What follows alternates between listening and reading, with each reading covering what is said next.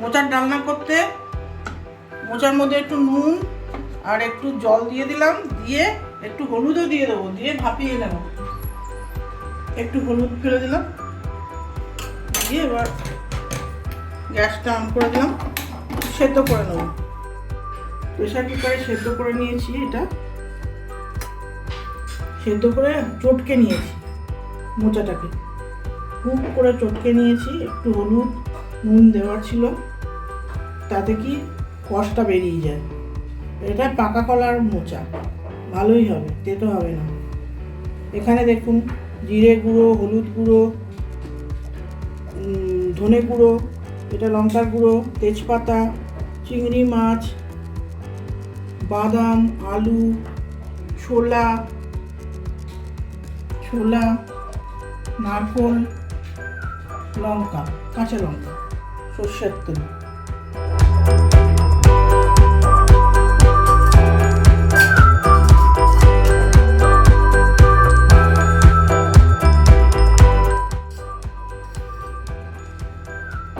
সামান্য একটু তেল দিলাম, দিয়ে আগে এটা গ্যাসটা অন করলাম। এটা একটু গরম হয়ে গেছে, এবারে বাদামটা একটু ভেজে নেব।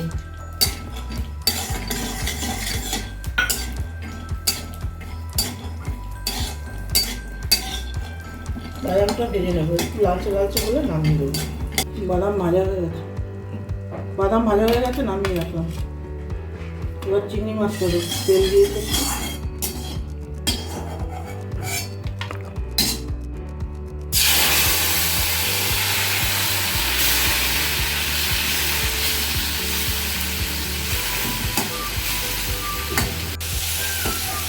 মাছগুলো ভাজা হয়ে গেল, তুলে দিলাম।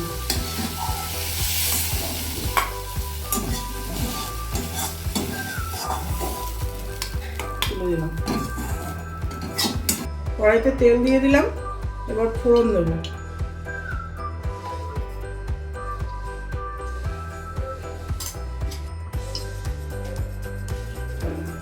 জিরে, তেজপাতা,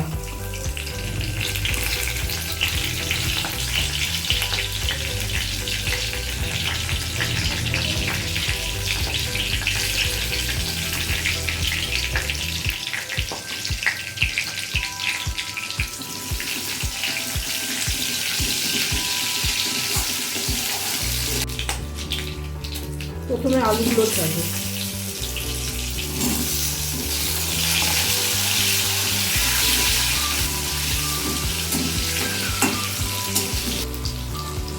এরপরে নারকেল কুচিগুলো দিয়ে দিলাম, তারপর ছোলাগুলো দিয়ে দিলাম।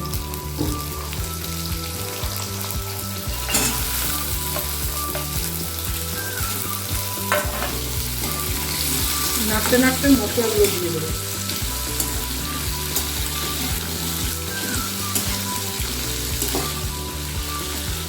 জিরে, লঙ্কা, হলুদ, ধনে, সব মশলাগুলো দিয়ে দিলাম। এবার আদা পেস্টটাও দিয়ে দিলাম।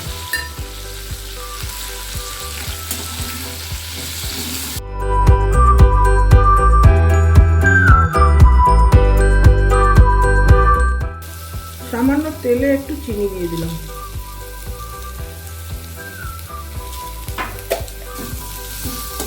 এই নাড়তে নাড়তে একটু ছেড়ে দেবো।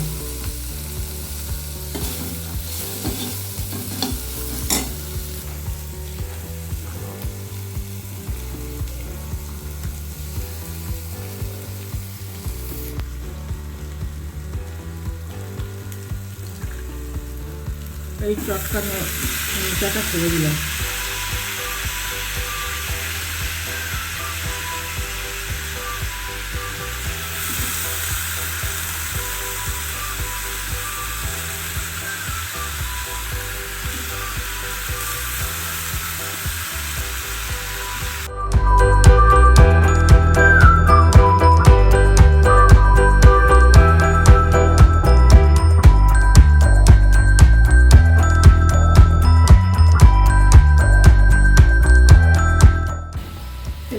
ঢেলে দিলাম,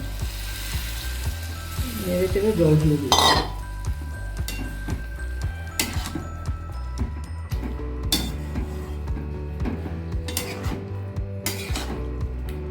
আলুগুলো সিদ্ধ হয়ে যাবে, সেরকম পরিমাণ জল দিয়ে ঢাকা দিয়ে দেবো।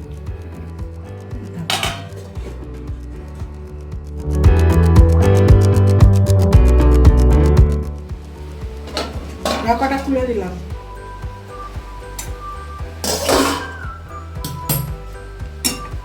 আগে একটু নুন দিয়ে দিই, নুন একটু দেওয়া ছিল সিদ্ধ করার সময়, তাও একটু অল্প নুন দিয়ে দিচ্ছি।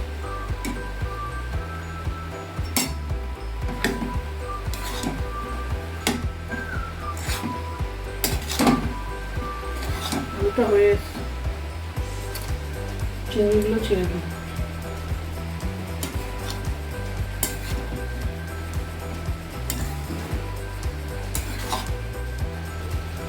নামাবার আগে একটু ঘি, একটু গরম মশলা দিয়ে দেবো। গরম মশলা ছড়িয়ে দিলাম, ঘি গরম মশলা।